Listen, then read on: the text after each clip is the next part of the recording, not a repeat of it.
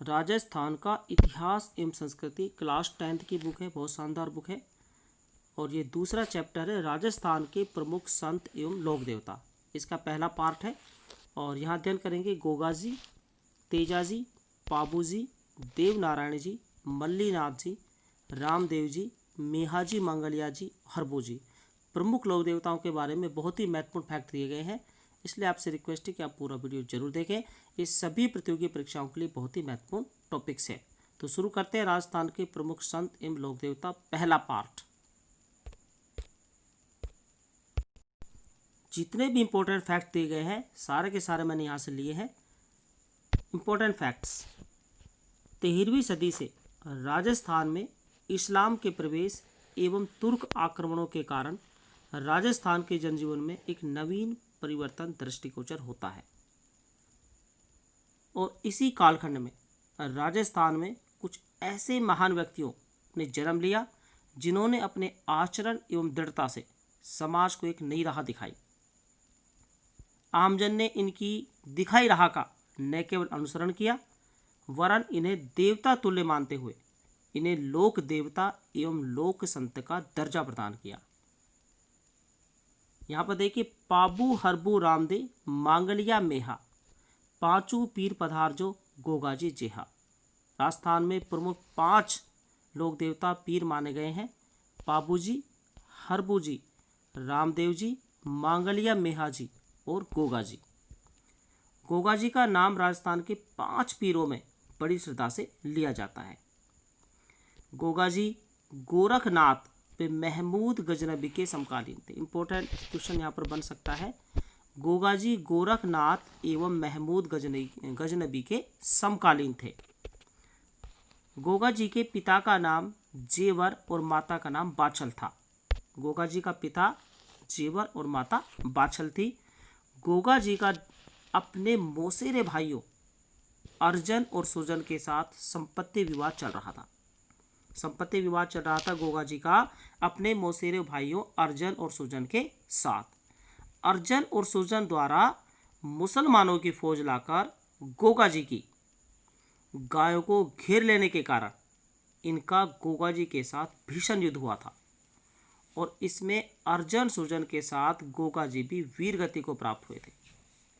आगे देखिए, गोगा जी का जन्म स्थल ददरेवा शीर्षमेड़ी तथा इनका समाधि स्थल धुरमेड़ी कहलाता है। बहुत इंपॉर्टेंट फैक्ट है, एक बार पुनः देख लेते हैं। गोगा जी का जन्म स्थल ददरेवा ये कहलाता है शीर्षमेड़ी और इनका समाधि स्थल कहलाता है धुरमेड़ी। गोगा मेड़ी हनुमानगढ़ में है। गोगा मेड़ी एवं समस्त राजस्थान में भाद्रपद कृष्ण नवमी गोगा नवमी के रूप में मनाई जाती है। ये भी प्रश्न कई बार परीक्षा में आ चुका है। तो गोगा मेड़ी हनुमानगढ़ में है, यहाँ भी, और समस्त राजस्थान में गोगा नवमी मनाई जाती है। कब? भाद्रपद कृष्ण नवमी को गोगा नवमी मनाई जाती है। आगे देखिए, गोगा जी की पूजा की जाती है अश्वारोही भाला लिए योद्धा के प्रतीक के रूप में या सर्प के प्रतीक के रूप में। क्वेश्चन पूछा जा सकता है। गोगा जी की जो पूजा की जाती है वो एक अश्वारोही भाला लिए हुए योद्धा के प्रतीक के रूप में की जाती है या सर्प के प्रतीक के रूप में की जाती है। गोगा जी का पत्थर पर उत्कीर्ण सर्प मूर्ति युक्त पूजा स्थल प्राय गांव में खेजड़ी के वृक्ष के नीचे होता है। ये भी प्रश्न आ चुका है। तो गोगा जी का जो पत्थर पर उत्कीर्ण सर्प मूर्ति युक्त पूजा स्थल होता है ये प्राय गांव में देखा जाता है। कहाँ? खेजड़ी के वृक्ष के नीचे। गोगा जी को जहर पीर कहकर पूजने से सर्पदंश का विष प्रभावी हो जाता है। गोगा जी को जहर पीर भी कहा गया है और जहर पीर कहकर पूजने से सर्प का जो विष है वो प्रभावी हो जाता है। गोगा जी को हिंदू नागराज तो मुस्लिम गोगा पीर के रूप में इनकी पूजा करते हैं। हिंदू नागराज और मुसलमान गोगा पीर के रूप में गोगा जी की पूजा करते हैं। तो यह है गोगा जी।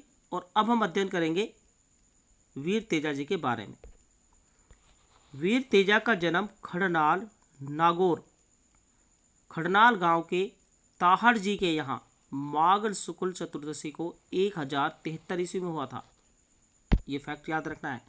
वीर तेजाजी का जन्म हुआ था खडनाल नागौर में, और तहाड़ जी के यहाँ माघ शुक्ल चतुर्दशी को हुआ था 1073 ईस्वी में। सर्पदंश के कारण सुरसुरा किशनगढ़ में भाद्रपद शुक्ल दशमी को इनकी मृत्यु हो गई थी। सर्पदंश के कारण इनकी मृत्यु हुई थी सुरसुरा किशनगढ़ में भाद्रपद शुक्ल दशमी को। तेजा दशमी भाद्रपद शुक्ल दशमी के अवसर पर पंचमी से पूर्णिमा तक परबतसर नागौर में एक विशाल पशु मेला लगता है। विशाल पशु मेला ये लगता है परबतसर नागौर में। कब लगता है? तेजा दशमी से, यानी कि भाद्रपद शुक्ल दशमी को तेजा दशमी मनाई जाती है, और पंचमी से पूर्णिमा तक ये मेला भरता है परबतसर में, एक विशाल पशु मेला। तेजा जी भी गोगा जी की तरह ही नागों के देवता के रूप में पूजने, यानी ये भी एक नागों के देवता थे तेजा जी भी। और तेजा जी को तलवार धारण किए घोड़े पर सवार योद्धा के रूप में दर्शाया जाता है। ये इंपॉर्टेंट फैक्ट है। तेजा जी को दर्शाया जाता है घोड़े पर सवार योद्धा के रूप में, लेकिन तलवार धारण किए हुए एक योद्धा है घोड़े पर सवार। अब हम अध्ययन करेंगे पाबू जी के बारे में। पाबू जी का जन्म धांधल जी राठौड़ के यहाँ 1239 ईस्वी में कोल्लू में हुआ था। इंपॉर्टेंट फैक्ट है, पाबू जी का जन्म हुआ था 1239 ईस्वी में कोल्लू में धांधल जी राठौड़ के यहाँ। पाबू जी का विवाह अमरकोट के सूरजमल सोढ़ा की पुत्री सोढ़ी के साथ हुआ था। पाबू जी का विवाह हुआ था अमरकोट के सूरजमल सोढ़ा की पुत्री सोढ़ी के साथ। अब देखिए, देवल चारण की केसर काल में घोड़ी पर सवार होकर इन्होंने गायों की रक्षा की। गायों की रक्षा करने चले गए थे पाबू जी। ये घटना कैसे हुई इसको हम देखेंगे। तेजा जी फेरे ले रहे थे, और 3 फेरे लेने के बाद चौथा फेरा पूरा होने से पहले ही वे देवल चारण की केसर काल में घोड़ी पर सवार होकर गायों की रक्षा चले गए थे, क्योंकि विवाह के मध्य ही उनके प्रतिद्वंदी बहनोई जायल नरेश जींदराव खींची ने पूर्व वैर के कारण देवल चारण की गायों को घेर लिया था। इसलिए वे फेरे छोड़कर ही चले गए थे देवल चारण की केसर काल में घोड़ी पर सवार होकर। और उसके बाद क्या हुआ, 1276 ईस्वी में पाबू जी अनेक साथियों सहित वीर गति को प्राप्त हो गए थे। इनको वीर गति मिल गई थी 1276 ईस्वी में। पाबू जी का जो मुख्य पूजा स्थल है वो कोल्लू फलोदी में है। ये प्रश्न भी आ चुका है। पाबू जी की जो मुख्य पीठ है, मुख्य पूजा स्थल है, वो कोल्लू फलोदी में है। ऊँटों के स्वस्थ होने पर भोपे भोपियों द्वारा पाबू जी की फड़ गाई जाती है। इंपॉर्टेंट फैक्ट है, ध्यान रखें। ऊँटों के स्वस्थ होने पर भोपे भोपियों द्वारा पाबू जी की फड़ गाई जाती है। यहाँ इंपॉर्टेंट फैक्ट और बन जाता है, पाबू जी की ऊँटों के देवता के रूप में पूजा की जाती है। ये आपको ध्यान रखना है, पाबू जी की ऊँटों के देवता के रूप में पूजा की जाती है। और मारवाड़ में ऊँट लाने का श्रेय ये भी पाबू जी को है। और ग्रामीण जनमानस इन्हें लक्ष्मण जी का अवतार मानता है। ये प्रश्न आ सकता है, लक्ष्मण जी का अवतार मानता है ग्रामीण जनमानस, किनको मानता है? पाबू जी को। देवनारायण जी, देवनारायण बगड़ावत प्रमुख भोजा और सेडू गुजर के पुत्र थे। देवनारायण जी बगड़ावत प्रमुख भोजा और सेडू गुजर के पुत्र थे। भिनाय शासक से इनकी रक्षार्थ इनकी मां इन्हें अपने पीहर मालवा ले गई थी। भिनाय शासक से रक्षा के लिए इनकी मां देवनारायण जी को अपने पीहर मालवा ले गई थी। इनका विवाह धारा नगरी में जयसिंह देव परमार की पुत्री पीपलदे से हुआ था। इनकी पत्नी का नाम पीपलदे था और ये जयसिंह देव परमार की पुत्री थी और विवाह हुआ था धारा नगरी में। देवनारायण जी का मुख्य पूजा स्थल आसींद भीलवाड़ा में है और मेला भरता है भाद्रपद शुक्ल सप्तमी को। ये भी याद रखना है। तो भाद्रपद शुक्ल सप्तमी को देवनारायण जी का मेला भरता है और मुख्य पूजा स्थल है आसींद भीलवाड़ा में। देखिए, इनकी जो यशोगान किया जाता है वो देव जी की फड़ वे बगड़ावत कथा द्वारा, बगड़ावत और देव जी की फड़ के द्वारा गायन द्वारा इनका यशोगान किया जाता है।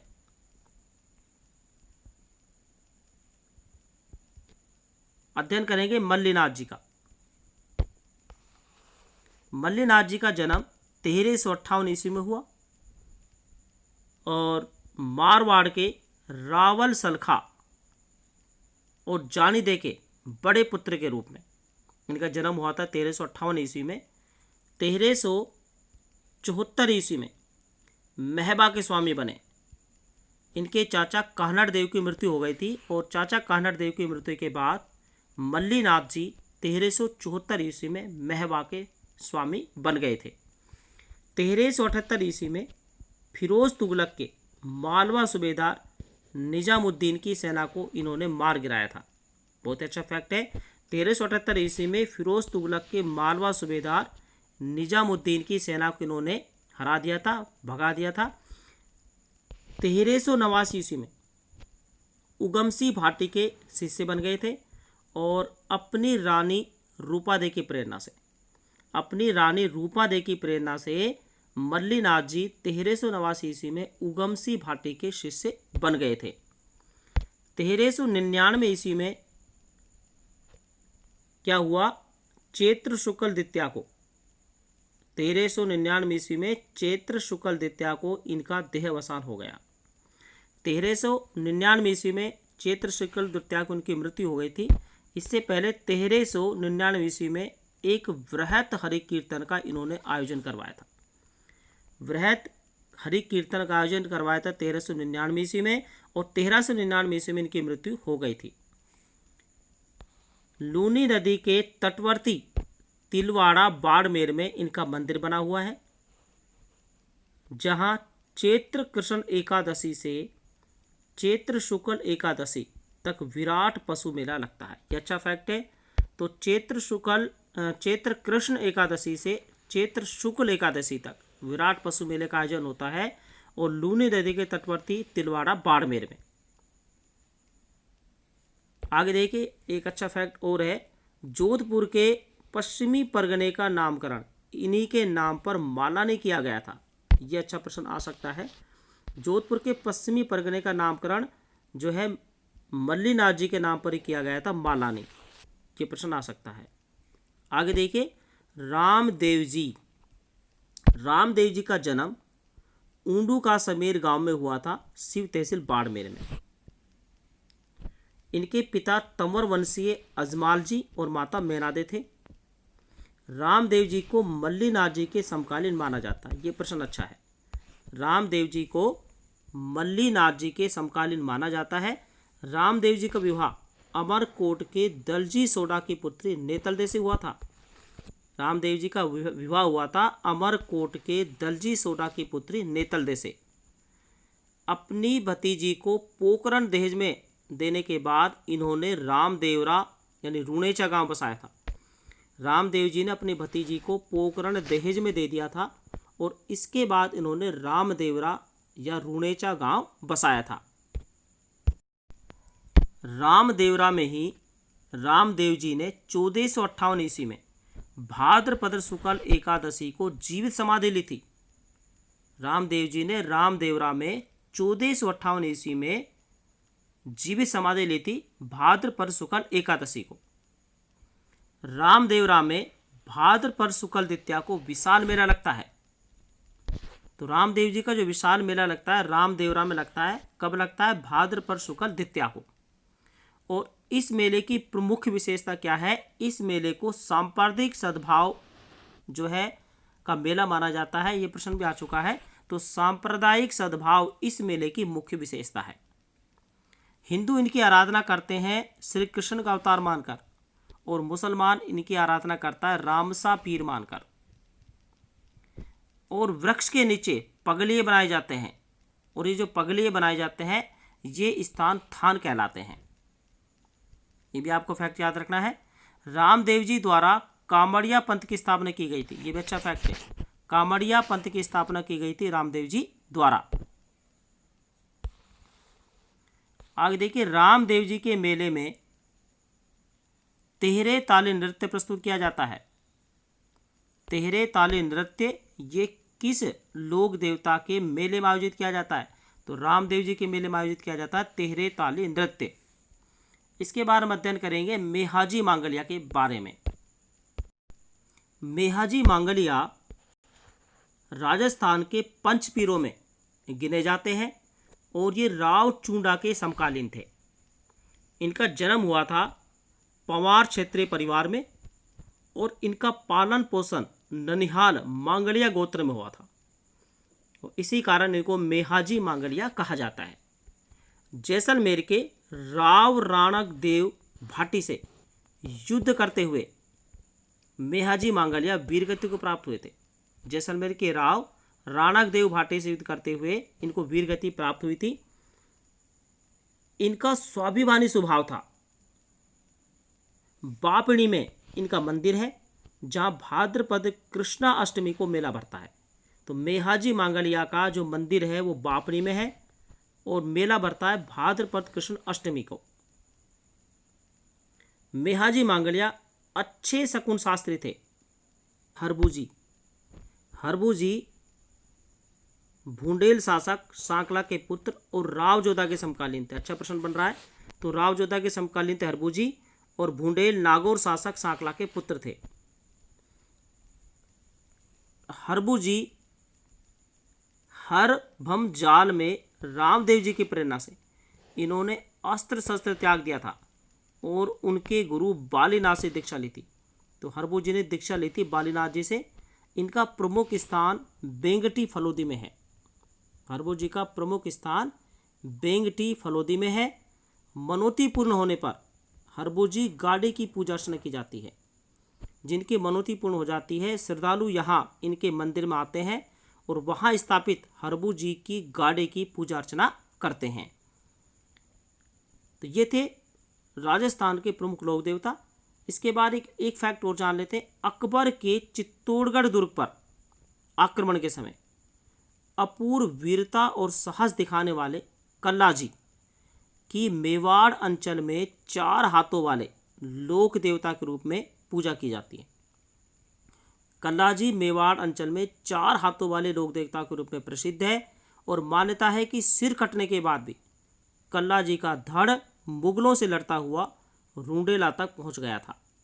तो 4 हाथों वाले लोक देवता के रूप में पूजा की जाती है कल्लाजी की। धन्यवाद।